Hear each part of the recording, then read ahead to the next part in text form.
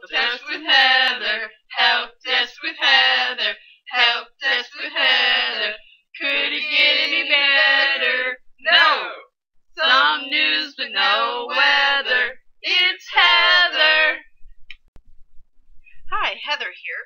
Welcome to another episode of St. Louis's Help Desk with Heather, where we talk about all things that interest me and are vaguely related to living life and being fabulous in St. Louis. Today's topic is St. Louis libraries, so call in with any questions you might have about our local libraries. Looks like we have our first caller ready. Hello, caller. You're on with Heather. What is your question? Hi, this is Dale, long-time listener, first-time caller. The chupacabra has been prowling my backyard every night this week, eating my goats. Who should I call to get this problem taken care of? Dale, clearly you're not a regular listener. Chupacabra extermination was last week's topic. Please refer to our program website to download last week's show. Next caller, what's your question? Hi, my name is Lola. I just moved to St. Louis from north of Havana. What is the deal with the public libraries in St. Louis? There seems to be two systems. You're right, Lola. St. Louis is served by two separate library systems.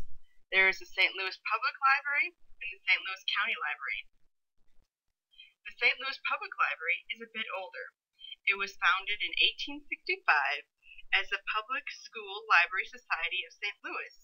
Interesting enough, it actually began as a subscription library, which means that citizens had to pay a fee to be a member there. It wasn't until 1894 that it truly became public. Andrew Carnegie, being a generous old chap, gave St. Louis money to build the monolithic and gorgeous Central Branch along with 6 other branches, 4 of which still exist. Since the days of Andrew Carnegie, the St. Louis Public Library has grown by leaps and bounds. It has 2 million visitors yearly. But what about the county library? I was getting to that. Although it hasn't been around as long, the county library has grown at a faster rate.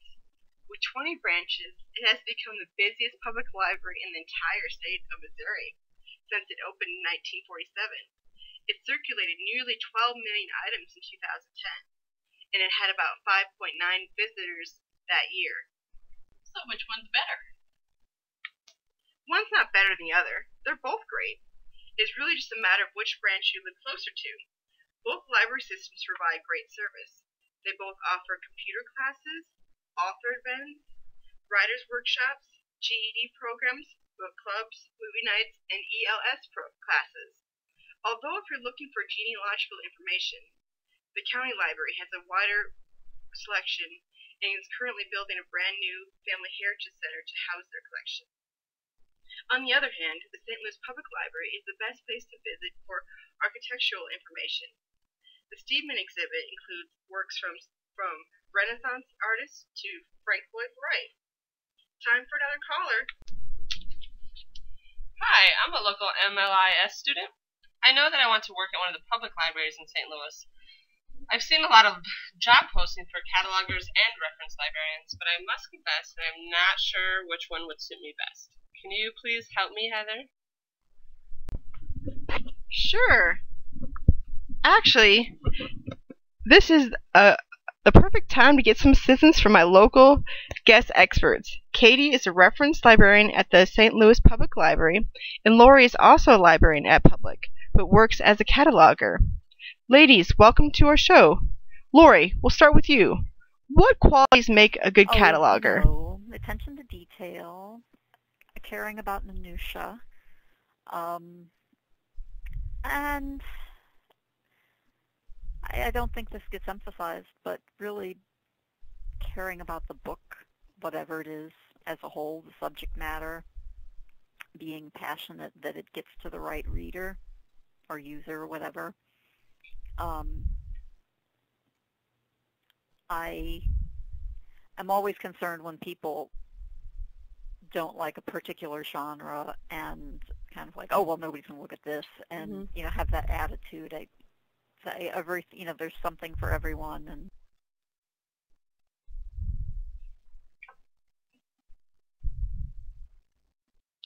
what do you enjoy most about your position, Lori?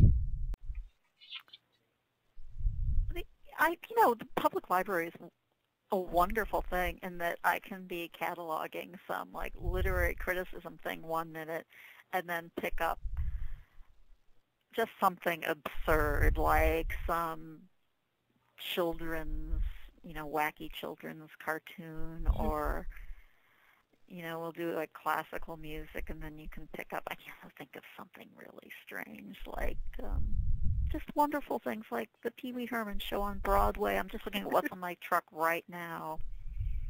There's that, and then there's these wonderful California newsreel documentaries that are very serious, and it's just getting to look at all this stuff.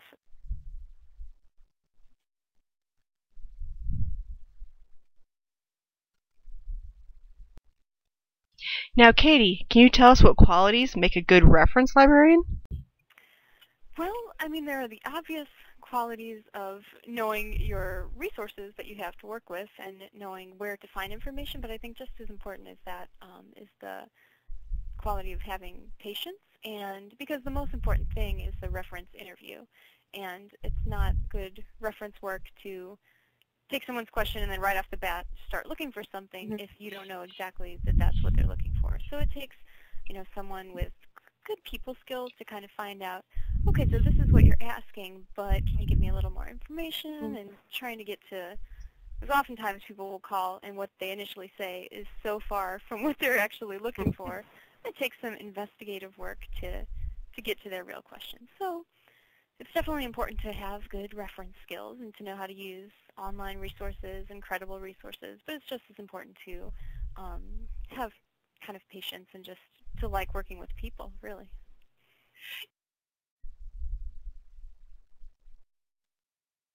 What is the biggest challenge of your position? The biggest challenge? Well, I guess since we're in a large library system, we have a lot of other research departments here at the Central Library, well, when it was open. So it was kind of a challenge, at least when I first started working here, to determine what can I answer and what do I need to farm out to another department. Because you sort of have the inclination that you want to answer everything yourself. Then you learn that, well, I could answer this, or I could send it to this specialist who would do a more thorough, answer than I probably could with the resources that I have here. So that's important too, knowing when it's good to refer someone to another department or even another library, depending on the type of request.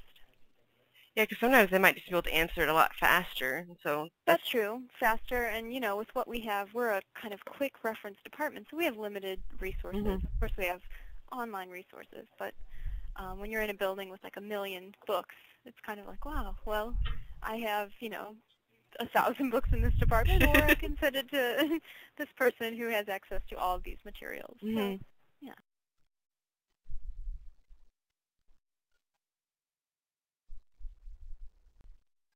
Katie, what is the strangest reference question you've ever received? I should have thought to prepare for that, because I'm asked that frequently. And I really can't say about the strangest reference question. One time someone called and asked, who owns Mexico?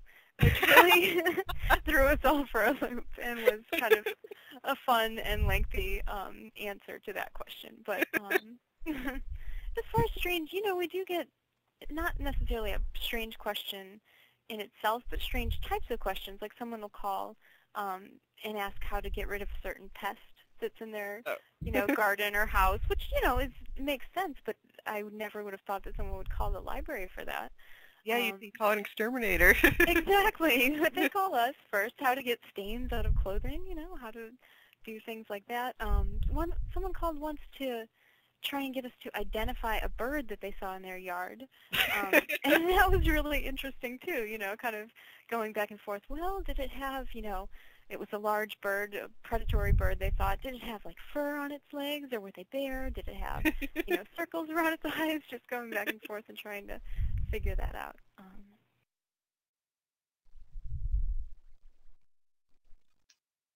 My assistant has told me that we have an email response to the question that we posted at the end of last week's show.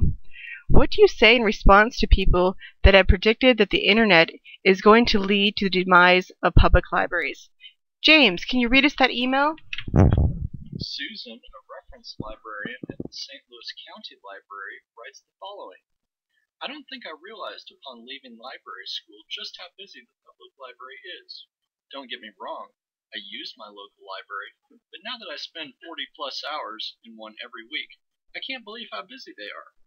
Right now, as I write this, all our tables in the main part of the library are filled with students, our phones are ringing, we're answering a chat, our computers are 3/4 of the way filled, and we have over half a dozen people in my eye line using our Wi-Fi in the quiet area. You can name many reasons we're so busy all the time.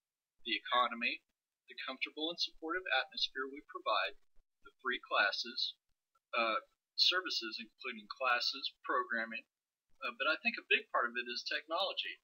As technology advances, we as a society forget that there are many people left behind. They may not have access to using it, lack the ability to afford it, or may not have opportunities to learn how to use it. The library provides all those things for free. Libraries may alter how they look or what they provide to fit the needs of their customers, but we will not disappear. I think we are needed more than ever. Susan, those are some very wise words indeed, and the perfect note to end this week's show. Join us next week on Help Desk with Heather, and we'll discuss who serves the best barbecue in St. Louis. Help Desk with Heather, help